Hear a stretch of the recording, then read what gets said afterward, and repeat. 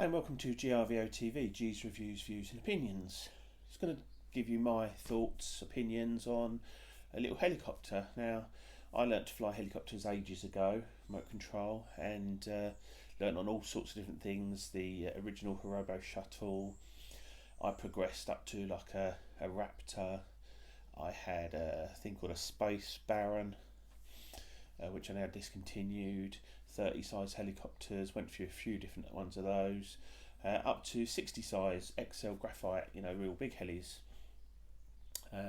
Then when I moved away from the hobby, I got rid of all my helis and bought this, which was I've had now for absolutely years and years.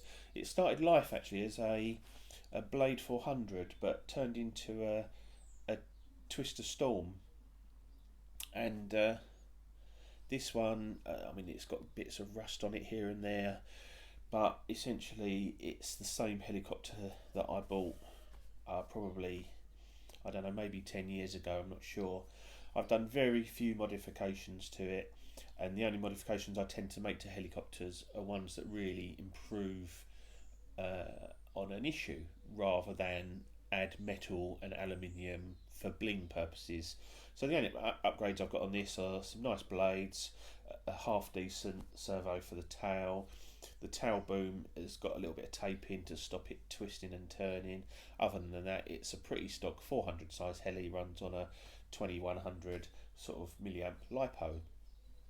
Now in comparison nowadays, you can get something like this, this is the Blade MCPX BL. So the BL stands for brushless, which means it's got a brushless tail motor and a brushless main motor. As you can see, it's absolutely tiny, but the actual comparison in flight is quite similar, because this has got what's called AS3X, so it's got an inbuilt sort of stability. It's not for like a beginner's mode thing, it's not a safe system. It just means it's less affected by outside forces like wind and stuff. Whereas this isn't, it's got nothing, just the gyro for the tail. So they actually fly quite similar. So anyway, I'm just going to put that to one side. And that still flies well. I mean, it's got some issues, but as a chuck around, it's absolutely fine for what I want.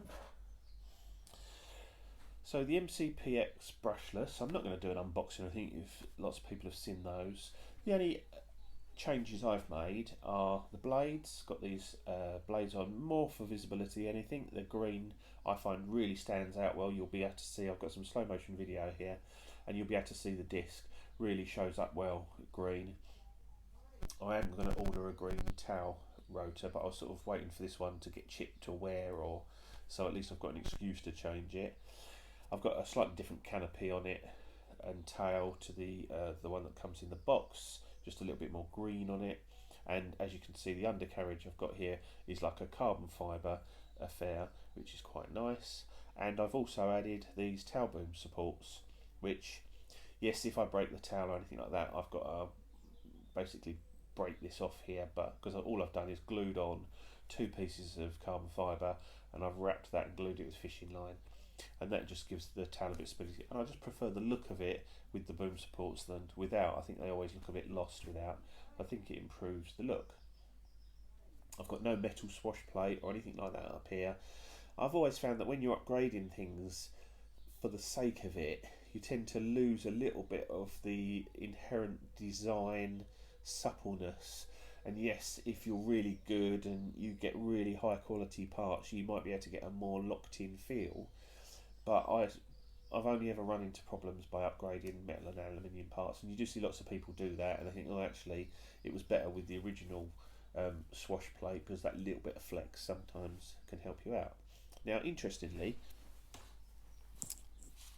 I'd always recommend reading the manual, but if you have one of these, one of the new radios, this is a DX7 Mark II, this is absolutely useless, because it doesn't show any of the settings for this radio, and the only interesting part of this manual is the bit that shows the settings for your radio, which is great to have, but I don't know which one of those I would choose, because you've got in here the DX6i, the DX7, the DX7 SE, the DX7S, the DX8 and the DX18. Now I'm sure it's probably similar to one of those, but I don't know.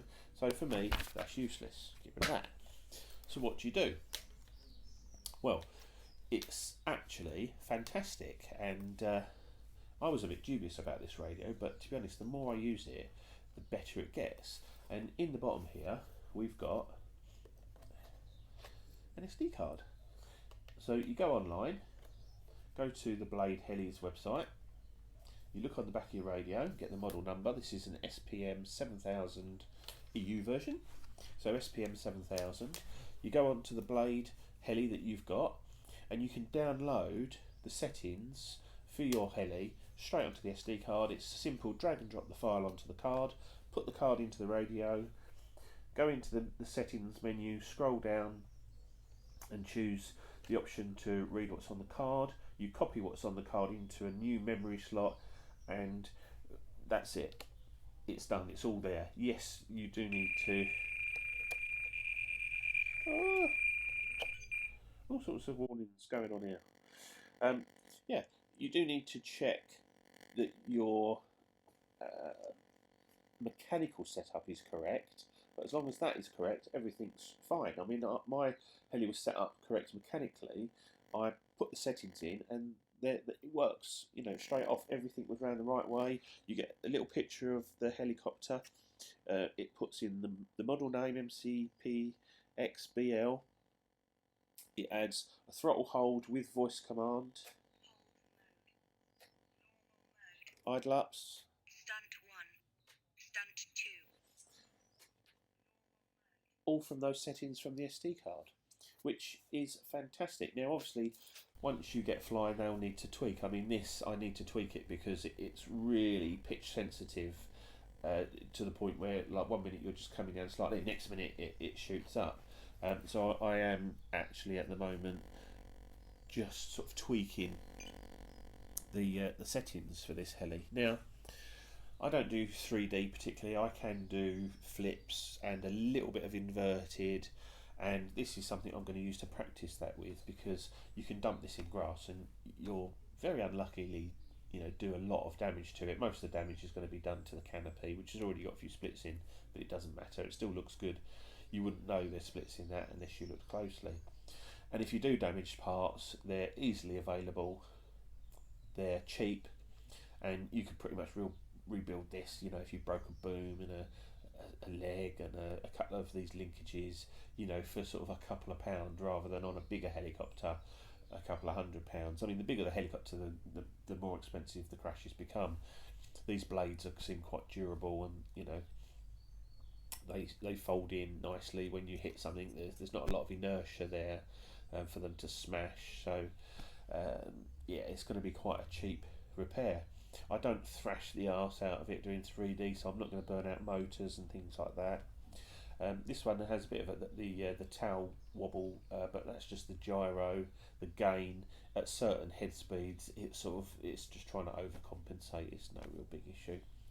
The little batteries you get with it are tiny little things, like little chocolate bars. They're 200 milliamp, 7.4, so it's a 2-cell.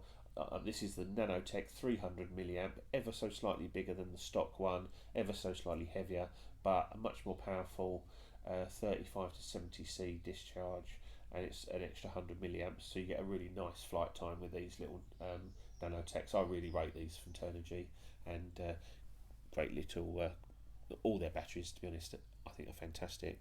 Because this has got the AS3X, could you learn to fly it? It's got some issues. All these little helicopters have some little fundamental issues that you don't get with some bigger helicopters. Now, I would say these are great to learn certain things on, but it's very easy to crash this before you've actually got it into the air, because when they go light on their skids, the AS3X is trying to compensate, and it sort of it will just tip itself over.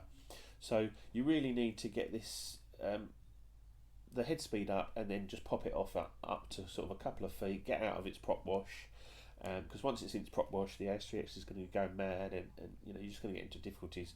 So prop it up a couple of feet, probably just below eye level is a good place to start. and you know you'll get on fine with it. But because it's small and quite agile, it'll get away from you very quickly. Whereas the bigger helis, even you know this to a certain degree is technically small, but I would suggest a 400 size electric heli is a great place to start, and then mix and match these two once you're sort of a little bit competent on this, just in hover, do a little bit more with this and circuits and that. And I think these two make a great combination. I mean, I'm actually going to look at getting the Blade 450, just slightly bigger heli, and just I like the idea of flybarless. As you can see, this is a flybar heli, and the linkages and all this gubbins up here is so complicated. When you look at a flybarless heli, it's just so straightforward. But when I bought this, you couldn't really do flybarless. The electronics didn't exist that enabled you to actually fly barless as well as these do now. It's so much neater. It seems a little bit more locked in, and you don't get issues associated with the flybar paddles being out, these little rods being bent and slipping, and all the linkages bending and need adjusting and things like that. So great option. So anyway, this is just my thoughts on the little MCPX brushless. I've got some slow motion and some a little bit of footage just to show you of this helicopter flying, and I'll have shown you that all in. And I just want to say as well, for my photography subscribers, I'm shooting this whole episode using an iPhone 6. The slow-mo, the sound is all going through a little microphone, and I say all shot on an iPhone 6 as a bit of a test to see what sort of video quality, sound quality you can get from an iPhone 6 for doing this kind of YouTube video. So there you go, this is GRVOTV, G's Reviews, Views and Opinions. I'll see you soon. Bye.